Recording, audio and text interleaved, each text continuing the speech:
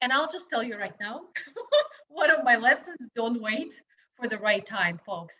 10 years is 10 years of our precious time.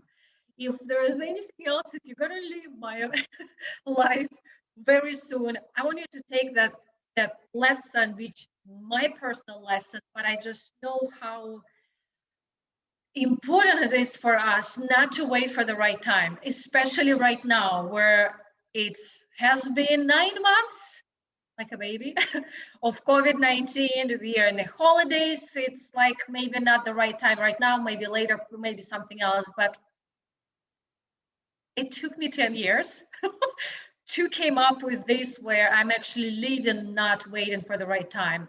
It's actually on the right terms. Whatever the universe tells me, now is the time for you. It's not what my brain is telling me. But anyway, so let me share my journey with you. I'll just make a very quick summary of that. Thank you so much for watching. And it's actually back in 2003. Who can guess what happened in 2003? Very many years ago, 17 or something like that, where I moved to this country. Moving to a new country is creating a whole new life, almost from nothing. And when I was writing this reflection, it actually occurred to me, wow, this year of 2020 with COVID-19 is like moving to a new life, isn't it?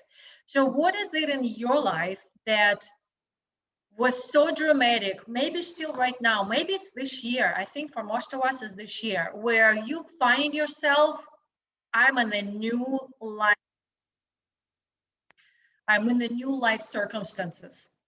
And moving fast forward, having babies and taking care of the babies and the family and everything, when you're such a caring person. Well, my profession, even from my overseas countries, teacher and psychologist, so helping others is just who I am, and helping my family, helping my kids, really putting myself on the back burner. And I know most of us can actually relate to that when we are helping everything else and everyone else, the business, the family, the children at home right now, cooking, and we're just not taking care of our own bodies. And that was my turning moment of actually 10 years ago. Moving in this country was more than that, but on my own health, where I found literally like being sick and tired all the time, like once a month at least, was not pretty. I remember starting my near and dear language classes where we were teaching Russian, little kids, me and my friend. And the very first day when we organized a group of parents, everybody was coming to my friend's house and I was supposed to be a teacher. I woke up with a fever and really sick. When I had to call her and say, here's what it is you have to teach. It was the turning moment where my sickness takes me away from my life. What I am experiencing is not serving what I want to be doing and who I want to be helping and the difference I want to make. My families, my communities. So what is it in your life while I'm sharing my story that you feel, wow, that's actually, I can relate to that. When we think we help and do things for others, but we are really not starting with ourselves. And that was the turning point for me where, well, psychology is my background. So I said, you know what? I remember a long time ago when I was a teenager, I picked up the book by Dale Carnegie, How to Earn Friends, or something like that. I can still see that book like I'm holding it, tiny, blue and white. And I started 10 years ago my journey on listening to the books, going to courses, listening to videos, and really helping my own mindset, feeling better about myself. I knew at that time that my background story, I'm not good enough. And if you know your background story, just think about how pervasive that story is. If I'm not good enough in one area, it goes in all areas of my life. So my mission of that personal development was really like, I want to get rid of that. I want to look at the mirror, see where my limited beliefs are. I'm not good enough, and unblock me from that mindset that doesn't serve me. What is yours? Please do put in the comments for me so I don't feel like I'm talking to myself. And moving on, I took a challenge. I didn't know at that time. 10 years later, I created Turning Your Stress into Success. But I told myself, you know what? In the times like this, where there's a lot of cultural as well adjustment was for me, and family adjustment, and trying to find a job with a second language and all that, it's really stressful. My stress was maybe different from yours, but overall it's stress, isn't it? And the body is taking stress the same way, physiologically and psychologically. And I, next to my mindset training of my own self, I took a challenge on, I'm going to do the diet in the way to help myself to go through the stressful times. A friend of mine, I remember one time she was laughing at me. I was eating celery. She already knows if Nadia's eating celery, she's stressed and overwhelmed. She was asking, well, so what are you stressed about right now? You're eating celery. Oh, that was a funny moment of me realizing, okay, it's working. People are noticing, but I'm actually doing good for my body. I am feeding my body to help me. So I'm helping my body to help me through nutrition, through the right mindset, by reading a book, through nutrition, by eating certain meals. So I took the challenge in time of stress and overwhelm, like everything else, with the approach, what can I do for myself to help myself to go through that challenging time? Last but not the least, fitness came along. Well, became certified fitness trainer as well. But the fitness for me is, again, helping my body help me. If I want energy with movement and certain movement, I can get that energy. In fact, just this morning, I was dragging my feet after teaching the class. Gone. Energy is back. I am back to who I am. You probably heard the expression by Tony Robbins.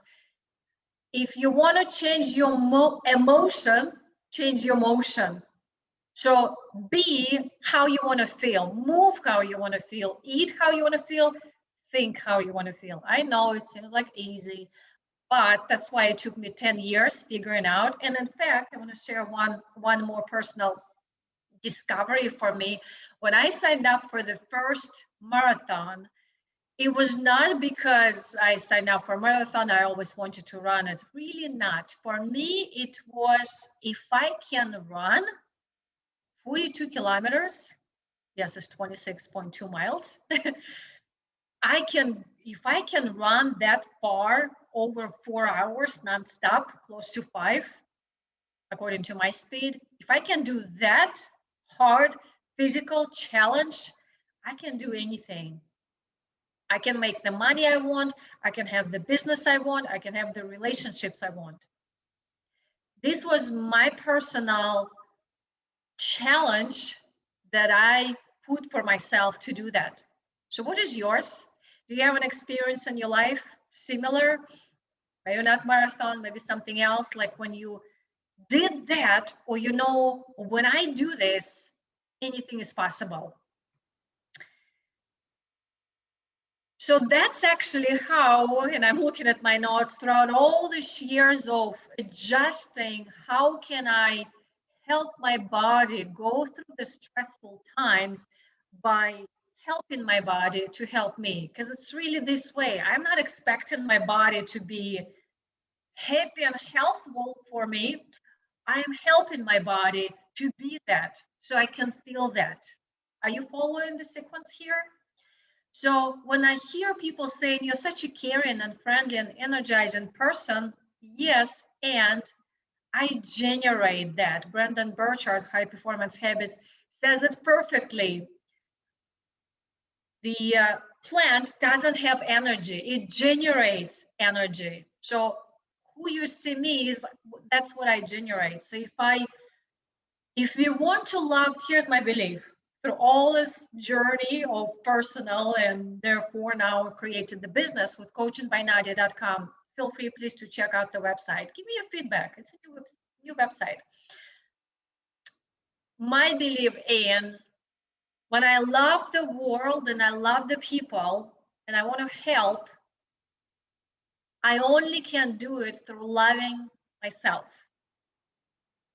And loving myself is through my self-care. So if I occur to you as I'm loving person, it's because I love you, loving myself. If I occur to you as a friendly person and smiley person, I'm friendly and smiley because I'm my own best friend to myself. And when I look at the mirror, sometimes I take time and I smile. And I put in my vision board a lot of crazy smiles. I smile to the world through smiling in my soul. So my invitation to all of us is really in the lesson I learned, and that's how I want to bring us into some kind of action today. Please don't wait for the right time. There's never a right time. If I say when I do this, I'll do that. The right time, if you know, if your gut feeling tells you now is the time, just do it.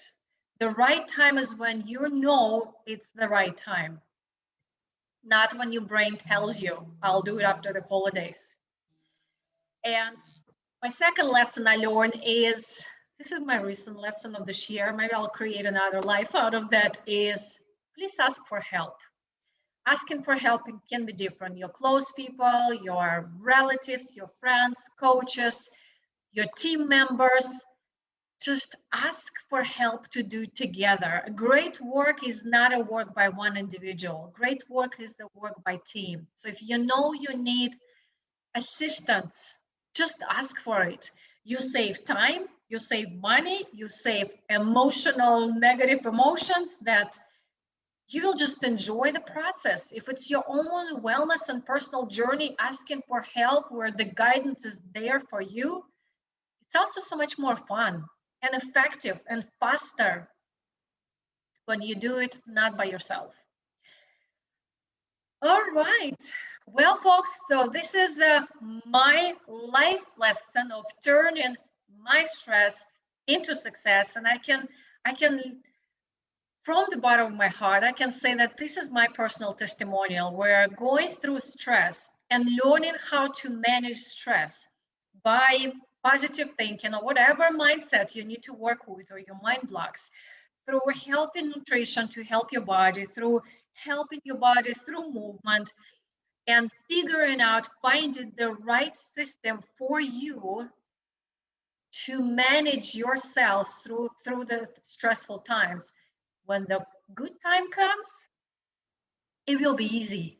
It's right now when it's the most challenging. Finding the way to manage yourself is the golden time. So let's not wait for the right time. Let's ask for help, and let's love the world through loving ourselves.